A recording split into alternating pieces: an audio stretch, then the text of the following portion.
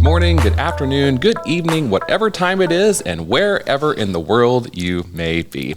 My name is Matt Wynn, your podcast host and resident secure identities nerd. Welcome to Season 3 of HID Connects. Now, we've missed you since our last season, and we're very excited to be back with even more in-depth discussions of all things shaping the security industry. Now, nothing shapes our industry more than the people within it. And while we've seen shifting dynamics and demographics over the years, one very obvious question remains. Why aren't there more women in the security business? And for those who are a part of this industry that we know and love, how do we better support them? So in today's episode, in our premiere, I'm very happy to be joined in the studio by a panel of powerhouse women who are making waves in the security industry. And full disclosure, even though I am a staunch advocate for women in security, I'm still just another dude in the industry, meaning that it's my job to simply facilitate and learn from these fantastic change agents. So I ask our male counterparts who are listening today to do the same. Just listen and learn. So with that said, let's start with introductions, shall we? First, we are thrilled to be joined by Julaine Simmons, Senior Vice President at MC Dean.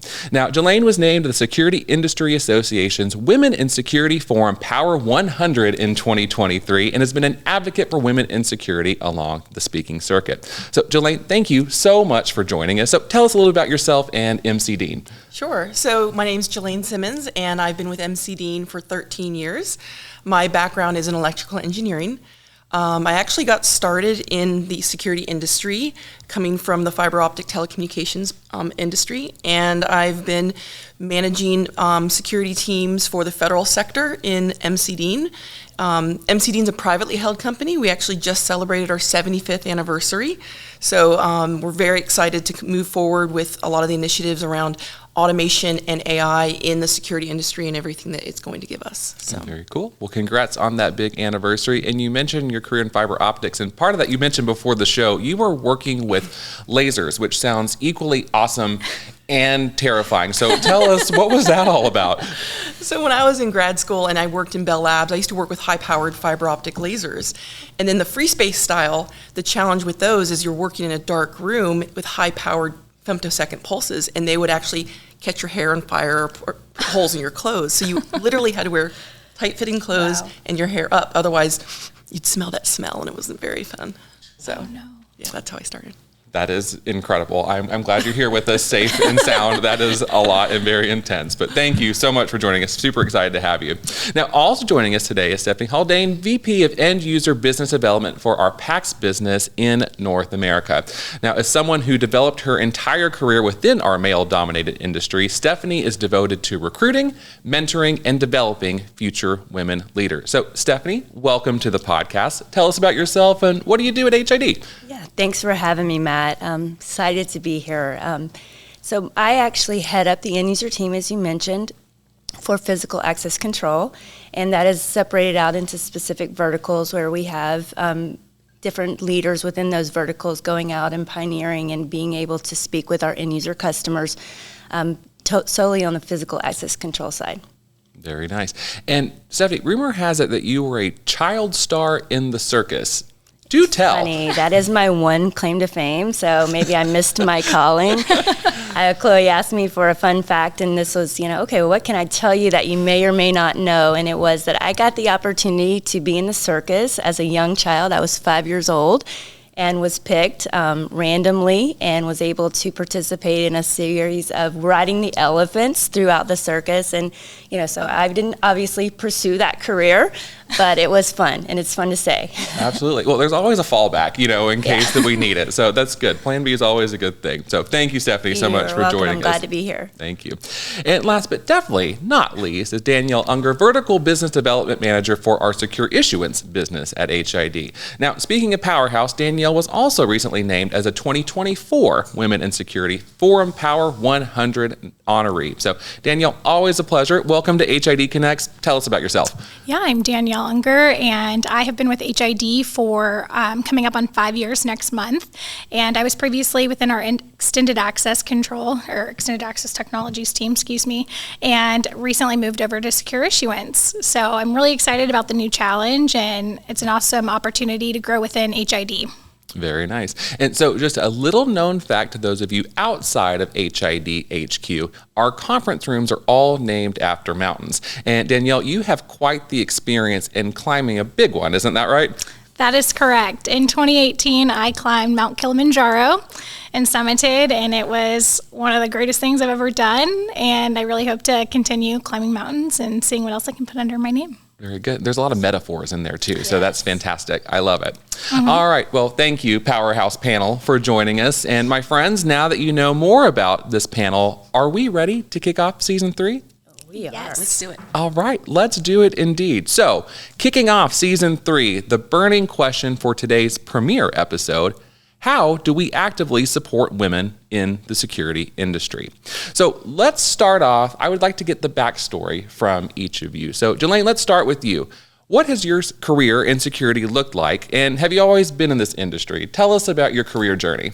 Yeah, so I mentioned that I started in the fiber optics and technology research area, but I moved into startups, and I did that for about 10 years. And we had 3 startups concurrently. One of them was a security command and control integration opportunity for the Port Authority after 9/11. And I really enjoyed the purpose of that, the mission of protecting people and, recovering from such a devastating experience. And so when I came to MCD, it was a perfect fit, getting to work in the federal government space. And I think my background really does align to caring about doing good things for the right reasons. And so I found that personal fulfillment by coming over into the security industry. And I think that's a great way to give back. And I think it's a great way for women to be attracted to the industry as opposed to thinking of it like a law enforcement type of opportunity. I love that. Very nice. All right, Stephenie, same question to you. Tell us about your career background.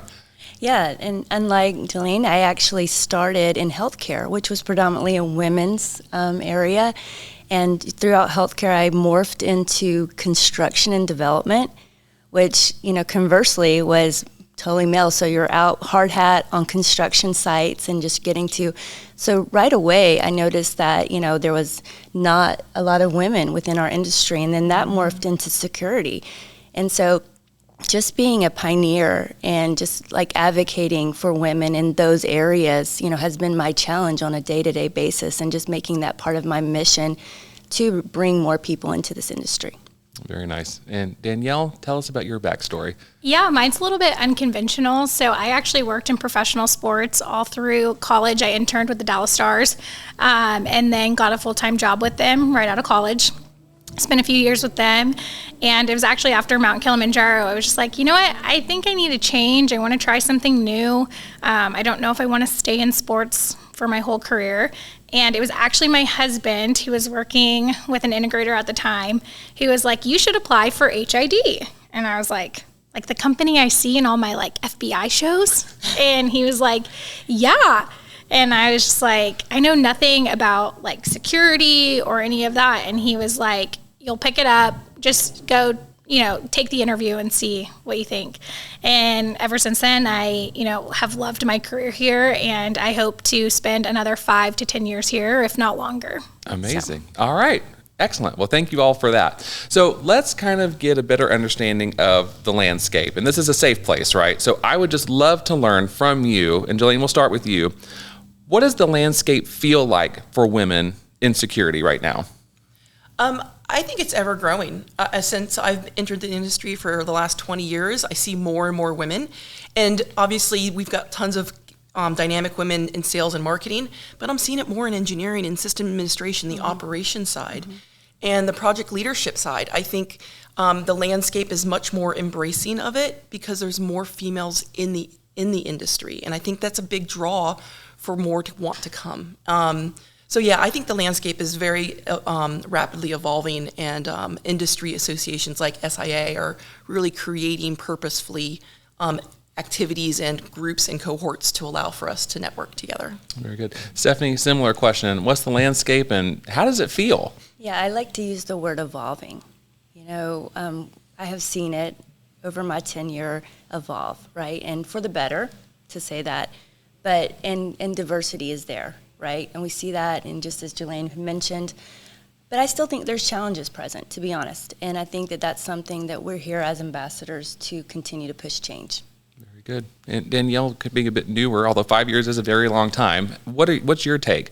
Yeah, I would like to kind of pivot towards the change I've seen at HID and the evolving. We have Stephenie who leads our end user team in PAX, which we did not have that when I joined 5 years ago. We recently had another internal promotion for the leader of the extended access team is now a female. And so I do think we are growing. My new team I'm on, we have women who are running the product management side, the sales side. Someone just won 25 on the Rise. So I think you are seeing like a lot of change and momentum, even within HID specifically. Very good. And on that note, Danielle, we'll stay with you. What do you think that we can do, whether it's on the company level, as an industry as a whole, or maybe even as just as individuals, what can we do to make young women entering the industry feel welcome? Yeah, I think that's, something that we're really focused on here at HID, and I know Julaine's company as well, is one, making sure they know that there is a place for them at the table.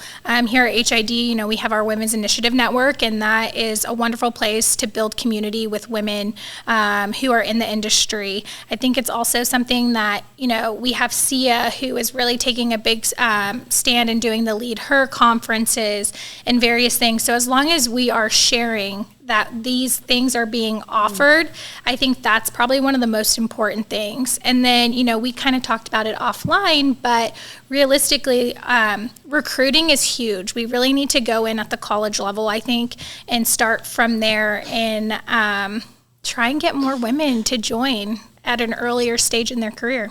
Yeah, Danielle, I actually want to amplify on that because at MCD we do a lot in recruiting right out of college, and we actually will create women's panels and go into the universities and bring 2 or 3 year grads to talk about what it's like to work in the industry, what it's like to find your fit, and maybe it's not MCD, maybe it's not HID, but go into industries where you feel like you maybe don't have a place and it's male dominated, and these panels have gotten amazing reception. So one of the big things is really just stepping into those places where you can find young talent and talking to them. I find that they're tentative to want to talk to people, and you just have to kind of put yourself out there a little bit. And to follow up on that, do you feel as if that audience is receptive to your message? Have they ever thought about the security industry before? Like, what is their reaction to it? I don't think they know what the security is. Okay. We talked about that you don't go to school for this, right? Yeah, exactly. Not a degree in security. But it's a foundation. School is just a foundation, and I encourage them not to feel like it's a boundary. Just because I got this degree on a piece of paper, I can't go and do anything in security. It's not true whatsoever. So I think we just got to get the industry's name out there as to what we do and the opportunities we have. But yeah, to your point, we got to recruit younger and draw them into the industry. And I think you can start even younger than college, right? We're focused on that because of recruiting, but here in Austin, we have some after-school programs for STEM, kids that may not have somewhere to go after school. There's some really great organizations here. And so why not spend a little extra time or give them some readers to program and let them learn a little bit more at an earlier age of what the security industry is. I say readers, it could be surveillance cameras, whatever company wants to provide that. But I think there is a lot of ways that we can even go younger and allow talent to develop, and not just sales or marketing, but from a product management or engineering standpoint, which I think would be really neat. That's very good. And Stephenie, I want to pivot to you for a little bit. So we talk about recruiting and pipeline development, but let's talk about mentorship and how can we support those once they enter the industry to grow into leadership roles in the industry like yourself. So bonus question, tell me your thoughts and reflections on that. That's my passion. And I think you have to, the first word that comes to mind is invest, right?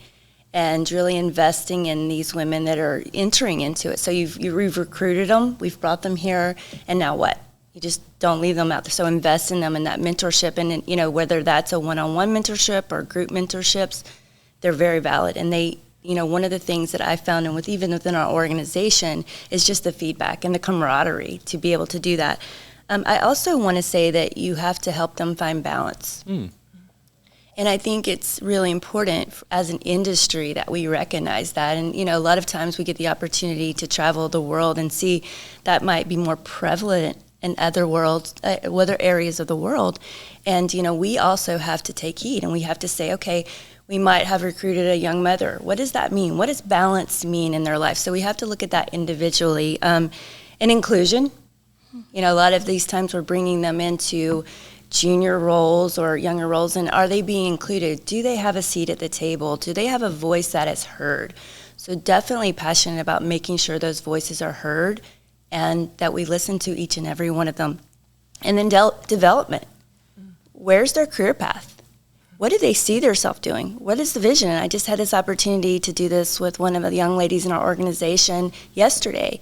And just, tell me where you see yourself, and how do we help you get there? So I think, for me, and I would say probably venture for these ladies in this room, and that's really part of our passion, is helping those that we have brought in and continue on that trajectory up. So, yeah, I want to build on what you said there, Stephenie, because career path is really important. I've taken an unorthodox path, right? I've kind of created my own way. But I found that when you're younger in your career, if you don't see other people doing it, you don't know it's possible for yourself. And a big piece of that is you've got to see women in leadership roles. You've got to see them taking on project leadership functions, even executive functions like myself and yourself. If they don't see it in the industry, it can't happen for them. And so there's a really important piece about mentoring. I feel like once I've gotten into this role for myself, my responsibility to give back and mentor those coming up and through the chain is really important. Absolutely. Right? I want them to leapfrog over me. I want them to see what I've done and to take it even further. And so I'm very passionate about the mentorship piece as well. And I think what you said about developing is a very important piece of it. And I think that the ability to use our influence, right, and continue to push that. So they say, and we are open. And I want to encourage other women that have maybe already climbed into the, a leadership role to open themselves up and allow that mentorship. So that's my challenge today. I love that. So speaking of challenges, each of you have blazed your own trail and are now blazing additional trails for people just like you in the industry. So I would love, if you wouldn't mind sharing from personal experience, what are some of the challenges that you've had to overcome while growing your career? And Danielle, if I can start with you, please.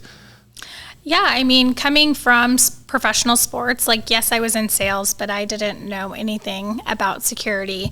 So, I started from inside sales. I took a step back, and I didn't really want to in the beginning, but I'm so grateful I did, because that year I spent in inside sales here at HID, I was able to really learn the technology and hone in on what we do and what we provide. And now I have been able to excel in my roles here, where I have seen some come in from the outside, and it's a tough industry to learn. It is not easy to come in from the outside. So I think, that was a really hard pill to swallow, to take a step back, but I think it's one of the greatest things I've done in my role to be where I am now, and I really attribute that success that I have had to those challenges of swallowing my pride and relearning something. So I think that's something I've learned. Absolutely. Sales is a tough gig, no matter what. I tried it for a year. I was not good at it. So kudos and power to you on that. So Stephenie, same question. What kind of challenges have you had to overcome? Yeah. So mostly I would just summarize it and generalize it more as continued bias. And, I could relate back to my development and construction days. You've got a hard hat on, you've got your blueprints out on the table, and you having to maybe overprove yourself and step up further than maybe your male coworkers, where to say, I have a seat at this table. I've earned myself. I might be the only female in the room. I might be the only one standing at this table, and maybe show up earlier, or this is the proving yourself, where I could say when I'm summarizing. And I think that we should encourage women to know that, once they're there, they've earned that right to be there. And so that's just something I just have continued to see, and just the biases, we have a long way, but like I said earlier, it's our due diligence, our opportunity to continue to push back on that and make sure that we're addressing it as it is. And I want to come back to that here in a second. But Julaine, I want to make Yeah. sure you have a chance to, Yeah. what challenges have you had to overcome in your illustrious career? So I think the challenges have really been more self-imposed, to be candid. I think I didn't always think I was ready for the opportunities. They were presented to me. My supervisors, my mentors really believed in me, and they would offer me the opportunities, and I was always surprised. And I kind of look back on that, and I'm like, well, why was I always surprised when I did it, and I did it well? And I look back and I go, I acknowledge I did that well, but I didn't think I could. And I've got so many amazing women that work for me that kind of get surprised when I tell them you're ready. They're like, no, I'm not ready. I'm like, yes, you're ready. And I think that we are not confident enough and self-empowering enough to think that we are ready when we are. If someone sees something in you and they say, try this, and you say, no, I can't, that's a you problem. And I think we do a lot of that as women. We downplay ourselves. We maybe have self-doubts, that little voice in our head. You know, at the Lead Her conference, I gave a talk on imposter syndrome. Yes. And it really did open my eyes as to just how common it is. And that little voice of doubt is, I think, your biggest challenge. And I think that we have to figure out how to overcome that voice. And so you're not surprised when you do a good job. You should know that you're going to do a good job because you can do a good job. So that's, I think, been my biggest challenges in retrospect is why was I always surprised? Let's keep on this topic for a little bit. And like I mentioned at the top of the show, I am just another dude in the industry, right? So this question may come more out of ignorance, but I also think it's important for everyone that's listening to get a better understanding because, you know, I sit, whether it's in a physical meeting or I may be at a trade show where I'm meeting with customers or the members of the press, and there's mostly dudes in the room and maybe if we're lucky, 2 women in the room, right? What does that feel like for you whenever you are in that type of situation, and what would you want your male counterparts to know about what that means and what it's like and what it feels for you? Whoever wants to take that one first. You know, it's funny that you mentioned that because yesterday the Women's Initiative Network here at HID had a guest speaker. It was Debbie Fugate, and we talked about the invisible workload. And I think that really can be seen in a situation where there's only one female sitting at the table, or you walk into a meeting and there's only one. If I interject, is that rude? Do I ask for the wine instead of the beer in situations? And I think that, you know, walking into a room where maybe I'm the only female of media, she's probably second guessing herself. So I think, you know, just like being welcoming and encouraging is something that can really be said. Really maybe think about them a little bit more and what they might be feeling, because there is an invisible workload that we as women have when we are the only females at the table. And, you know, I haven't been in my career as long as these ladies, so I'm sure they've felt it more than me. But I think that is something that really goes unnoticed at times. And I thought it was really interesting to talk about yesterday, and, you know, it came up again today. So I think definitely, I don't know, have you guys felt that invisible workload? Or Yeah, I think there's another term for it personally, yeah. but that's just what I remember it being called. I would say, you know, to that point also intimidation, right? And back to your point earlier is, you know, should I be here? Asking yourself these questions and, you know, and second guessing. Yeah. You know, and a lot of this comes internally and it's, you know, self-manifested perhaps that, you know, we're saying this to ourselves. And I think that, you know, Julaine was right on point. But, you know, I would say intimidation is probably the biggest thing. And you have the ability to overcome that. Again, that's the champions. And I would say our ally male champions, encouraging, you know, for you to be participating in these conversations and you to be active and to give you that vision and help you walk through that. So, yeah, I'm definitely would go with that. I love your analogy. Yeah, that's a good one. I think going back to your question though, I think listening is what I would tell the male counterparts in the room. When there's one female in the room and she makes a point, just listen. And it sounds simple and obvious, maybe taken for granted, but I've mentored so many women over the years, and they always say, man, I say this in the meeting, and then the guy next to me says the same thing, and they didn't even hear what I said. And maybe it's how we present it. We're trying to not be overwhelming, interrupting, overbearing, all these words or labels that we get. So I just say to the men in the room, just be cognizant that you should listen a little bit, maybe a little harder to the women, and give them the benefit of the doubt that way. And it's a simple ask, but that would be it. When you say that's like mindfulness. It is. And just be, I love that. I think that's a good enough. And that just happened to me yesterday, where one of my mentees said to me, I'm in the room, I suggest something, I say, and probably no one listened. And later on, a male counterpart actually said the same idea, and it was applauded. And, she felt, and she's the one that actually said to me, do we have a voice? Are we seen? Are we heard? And I said, I will make sure that we continue to be seen and heard. So I also think we have to do it ourselves. Right? You're the one in the room. Absolutely. Right? And after the meeting, follow up with that person. Hey, I thought I kind of raised the same point, maybe delicately, and just advocate for yourself gently, right? You don't have to do it in the room and be brash and be overbearing, but we have to learn to stand up for ourselves a little bit. And it's hard, Absolutely. Right? I'm not saying this is an easy thing. I've struggled with it my whole career. But I have found that when you do it, they're like, oh, I didn't know. They don't do it, men don't do it on purpose. This isn't overt. This isn't bullying. This is just not aware. I think that's it. Yeah. This sounds like an almost impossible double standard. I mean, is that a fair categorization? I mean, you've outlined a lot of things that, again, as another dude in the industry, that we don't have to deal with, frankly. So if I may, and you touched on it a bit, and again, whoever wants to take it first, what advice might you give to women in our industry? Julaine had the best advice.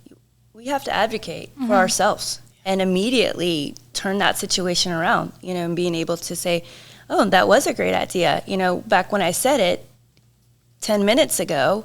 And, I think, unfortunately, that's continuing also to build respect and for people to recognize you and be mindful. So, but advocation is huge. I think putting yourself out there, if there's an opportunity to get involved or lead something or be on a committee of some sort, get involved in SIA, I think, that's something where I've really grown my career and have built like my name and my own brand. And I think that is, advocating for myself and ensuring that I'm in those spots, I'm at the table, whether I was fully invited or not. But I think that's really how we can continue to like push and make change. But you can't be afraid. You really have to just put yourself out there, and easier said than done, but. Sure. I think you have to believe in yourself a lot more. And I said that earlier. The women on my team bring so much, right? They bring a different perspective. They have a different view of how to solve a problem, how to communicate an issue. And you need the diversity of perspectives in these rooms, in these groups.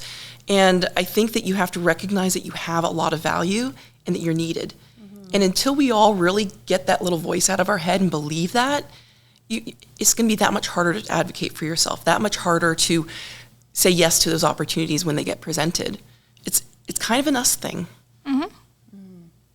You bring up the idea of groups, which makes me lead to the idea of community. So I would love to ask the question, tell me about the sense of community of women in the security industry, and then how do we get more people on board and involved, and what are some of your favorite resources for women in security? Where can we turn to help make things better, not just for yourselves, but for the industry as a whole? So Stephenie, I'll start with you if that's okay. Sure. There's a plethora of resources available. We still have a long ways to go, as I mentioned, but, starting with SIA, who has multiple groups. There's also one that I'm deeply involved with is allyship. And that is also recruiting men into these organizations to be advocates, especially male leaders that have females reporting to them, so they are, abreast of, some of the dealings that we deal with each day. But so we're recruiting that. So you also have your intercompany opportunities, and that here at HID, and I know at McDean they've also started that, and you can speak to it. But that has been very helpful, and I think it's important for women in leadership to support those and recruit those. I know that I ask a lot of women on my team to take a stance and be a part, whatever part of that committee within HID, and it has taken off. And now other women feel, like, oh, that's a place where I can go. That's a committee that I can go, and they're making change. they're bringing up tough issues, and I think that that's very important to recognize. So both internally and externally within the industry, you have to go out and seek these committees, but definitely they're there, and we can continue to build on that. Danielle? Yeah, Stephenie mentioned the Women's Initiative Network, and I think that's been like a really great place for women here at HID to feel community. I know as we were transitioning leadership roles this last year, I had someone come up to me reflecting on year one of WIN and said, I was so close to leaving HID. I didn't feel like I had a place, and it wasn't until I joined WIN that I realized I had my community here, and I love it. And I think that is like a true testament how many organizations are potentially losing women and they don't know why. And maybe that individual didn't know what they needed to stay. And it could be as simple as a women's ERG, and ours is for men and women. It's not just women focused. It is allyship as well. And I think that is really encouraging. But I think we also need to do a better job at really advertising these subcommittees and committees of SIA and various opportunities we have in the industry. Because I'll admit, as someone that's only been here 5 years, I didn't really know much about them, especially, just being in a lower level position, maybe I didn't have access to view those things. I don't know. But I'm really grateful that I know about them now. And we're really trying to make sure the women of HID know, hey, there are resources out there. Doesn't matter what your position is. If you're in engineering, marketing, whatever, you can join and you are welcome. And I think that's really important. Absolutely. You bring up a lot of interesting points that we could probably dedicate entire episodes to around, we talk about pipeline, recruitment, retention, but also what's the attrition factor that's involved there too, right? If we don't make a more welcoming environment, if we don't have access to these resources that are readily available. So season 4, let's bring it on. Yes. But Julaine, your favorite resources or communities, or where would you recommend that people go for community and help and guidance and support and just a good sounding board? Yeah, I think internally, MC Dean does have a women's group. Very proud of this group, very organically run. We do coffee chats to talk about financial wellness, even business intelligence tools or technical tools to help them do their job. We also talk about mentorship, and we also have a volunteer committee. So we do Wreath Across America, where it's actually for the whole company. So to your point, it's not just a women's group, it's for men as well. We do a lot of volunteer work, and then we do social events, and we have a whole recruiting team. And these are women that are assigned to each of the universities that go to the recruiting events, so that they're standing there talking to the new college grads, inviting them to come meet MC Dean and participate. And I talked about the women's panels we do there as well. And so I think these types of opportunities for women to get involved is helpful. I think you get to talk to other women, you get to relate to them. And then you also mentioned Stephenie SIA, and Lead Her is a conference I went to that was immensely inspiring. This was 300 women all talking about real issues and real candidly. And so there are internal and external resources out there. You also have to make an effort to participate. And so I really do, I talk about these events a lot, and I encourage people to join. Absolutely. And I think one thing, sorry, Stephenie, but I think it'd be great to get, MC Dean's women's group and WIN together. Like, you guys are great partners of ours. And, just because, we are partners, but, competitors or whatnot, like, I think we should be sharing those resources, because your coffee chats, wonderful idea that maybe we're not doing and that we could be providing to the women and men here at HID. Yeah, I think that's a fantastic idea. It should be a great idea for Lead Her next year as well. Oh, yes. And maybe give the tools to start your own group. That's what I was going to mention, that two of you have that extensive experience to be able to, how do we start a group within our organization? Because every organization needs this group. Yeah. Absolutely. I want to go back, Danielle, to what you mentioned on the invisible workload. I want to pair that with the idea of what my therapist tells me is setting boundaries, right? Something that I think we need to work on. But, to your point, there is essentially a double standard. So as you're seeking this idea of balance, as you're seeking the idea of overcoming the invisible workload, let's talk about those boundaries. How do you set them? And how do you hold them? And I know that's a massively big question, so I offer it to whoever wants to take it first. Okay, I'll go. No, we were looking at Stephenie. If you're not watching on YouTube, we were all staring at Stephenie. Yes, exactly. So Matt, I would think, and I don't know if the ladies agree, but it starts with honest, open transparency, sometimes tough conversations, and being able to shut down things when necessary. A lot of times you're not going to see this in a board meeting, you're not going to see this, but it may be out at a trade show where you're in a group and everyone's out enjoying themselves, like in a social function, and something just says a crude remark, and having, again, going back to empowerment and then the allyship to shut it down.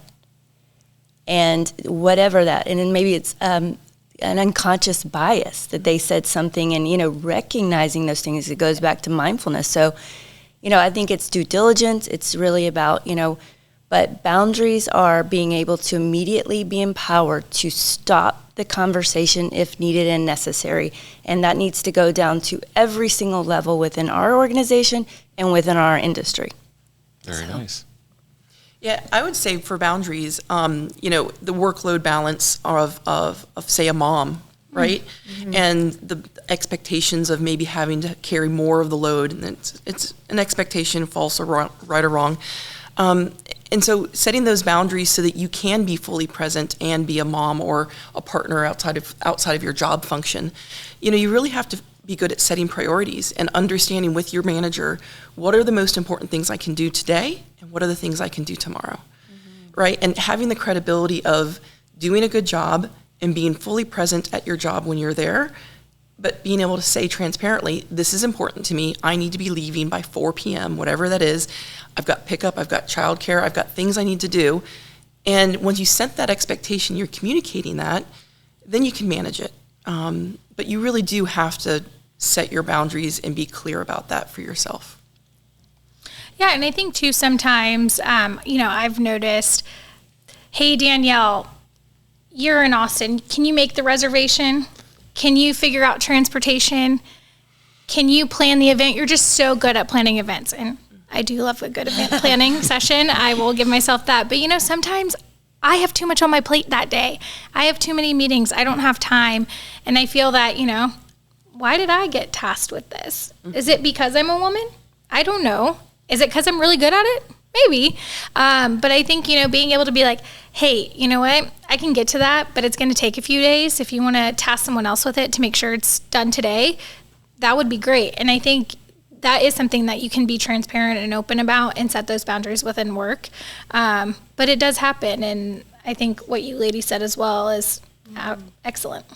If I can just piggyback on what Julaine also said, is that, it's also important for us to not feel guilty as women when, we have permission to say, I need to leave at 4, because probably, more than likely, we were starting at 6:30 the day, and so I think we shouldn't bring on ourselves guilt, because we do have to make that boundary. That's very important that we say to the audience and the broader industry, saying that you being able to just say, like, I'm okay with this. I have to leave today because I know that I've well put in my hours and I'm well handling my workload. Yeah. And would you have that discussion with your manager beforehand? Like, hey, these are my hours that I'm working right now because I have this. Is that how you would set that boundary? Yeah, I think that in each situation it would look different, right? But I think having, again, that open, transparent conversation, and you say, today is the day that I have a hard stop at 4. Okay. And you really don't even have to elaborate. Oh, well, Johnny's sick and I've got to go out, whatever. Yeah.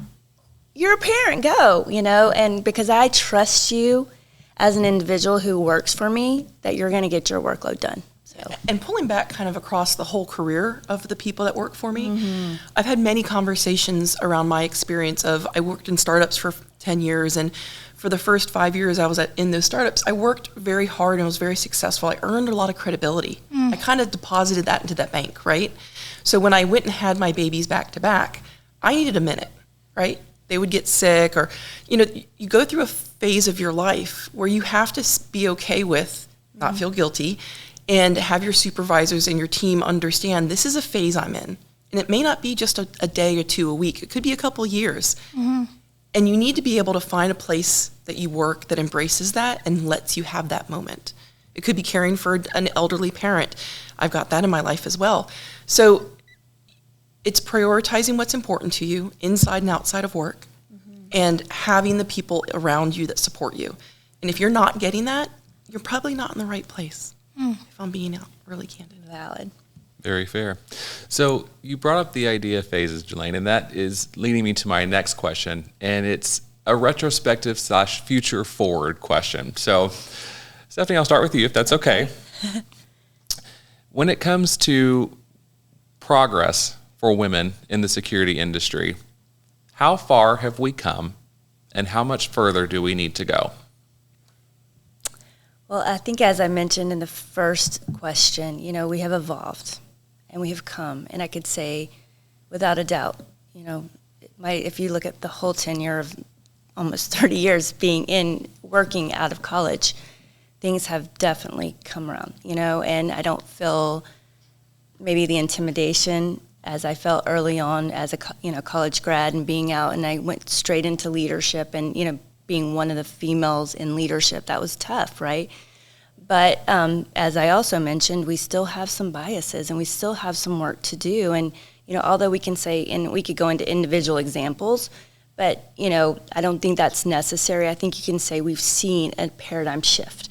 We are seeing things get better. We are seeing more open dialogue, open conversations, but we need to continue to push for more of that. We need to continue to say, back to Julaine's point, what does work-life balance actually mean?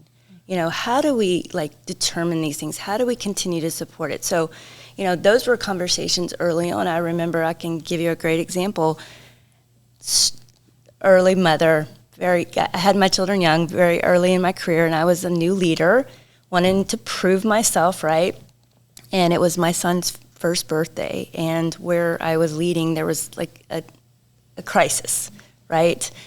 And I really was very torn. This is his first birthday, I just want to mind you. And it was also the crisis within the organization. And, that crisis could have been handled, Matt. And I think one of the challenges is that I was so torn. Where do I put my time? And I don't want to look back on my life and say, I put my time in this crisis that could have been taken care of by someone else, and I should have been at this birthday party. I did choose to go to the birthday party, and the crisis was taken care of.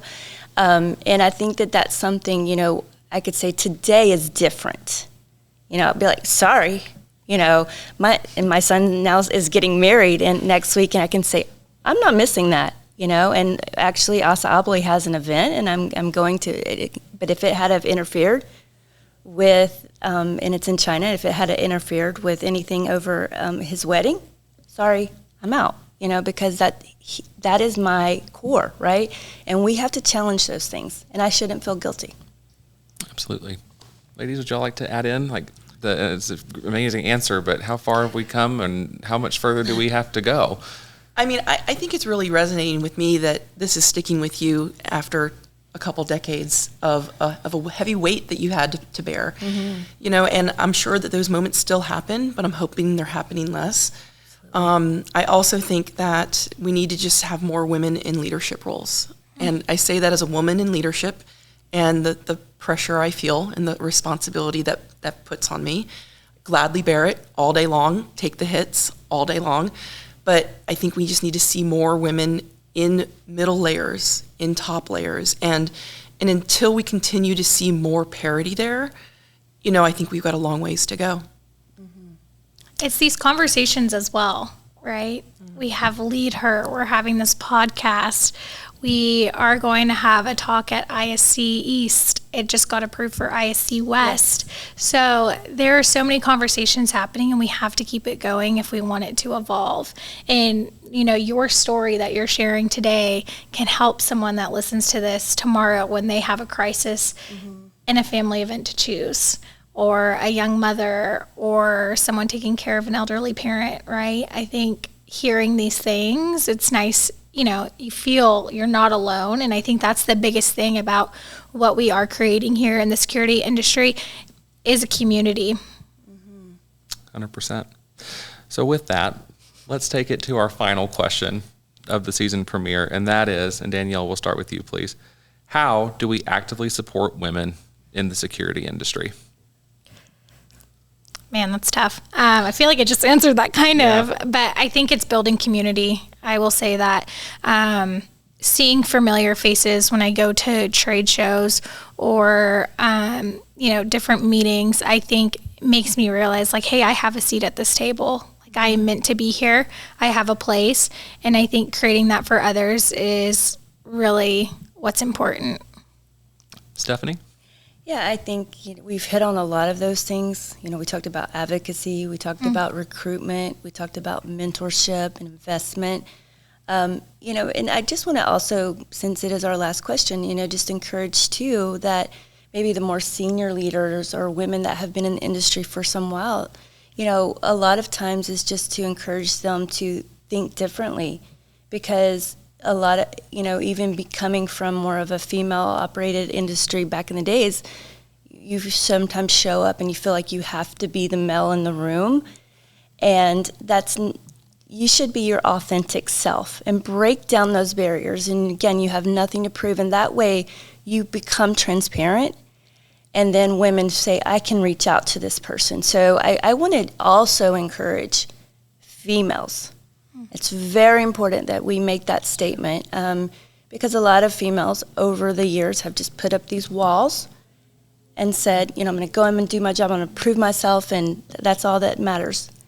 And then, therefore, they're not welcoming and opening to the younger generation. So let's not just recruit males as allyship. Let's also say it's okay, women, to be women. We have a place here, we have a voice, and we are needed and necessary. So we just need to be able to be okay with being our authentic self. Yeah, that's a really good point.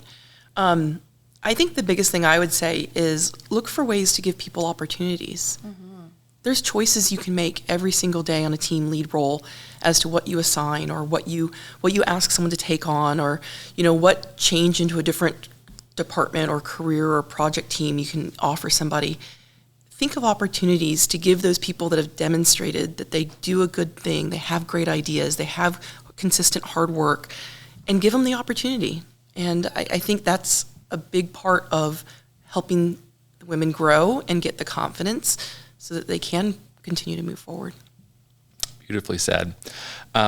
Full disclosure, I've had the honor of hosting, I guess this is podcast number 17, and I've never left one with a tear in my eye and feeling as inspired and enlightened as I have after all of you joining us today. So thank you for your very personal anecdotes. Thank you for sharing candidly what it's like. And to my male counterparts, let's do better and let's make a difference and let's move the industry forward to be more reflective of the world that we live in. So ladies, thank you so very much. I am truly honored and thankful for having you on the podcast today.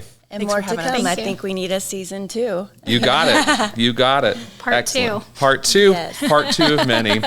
All right. Well, thanks again to our amazing panel of experts for joining us.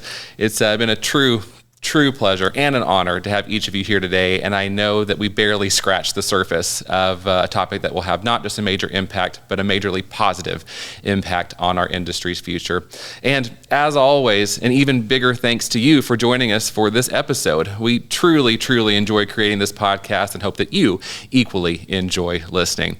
Now, we'll be back very soon with another burning question on another hot industry topic. So speaking of which, to be the first to know when new episodes are published all season long, be sure to subscribe to HID Connects. Doing so will ensure that you stay connected, and you can subscribe wherever you get your podcast. And while you're out there in cyberspace, I'm still emotional from this call. Oh my goodness. And while you're still out there, be sure to rate and review this podcast. You can also subscribe on YouTube and check us out on our social channels. And in the spirit of connection, please send me your questions and topic ideas for future episodes. We want to hear from you. And all you have to do, just drop me a line at media@hidglobal.com. So, my friends, until next time, thanks again for listening. May your identities forever be secure.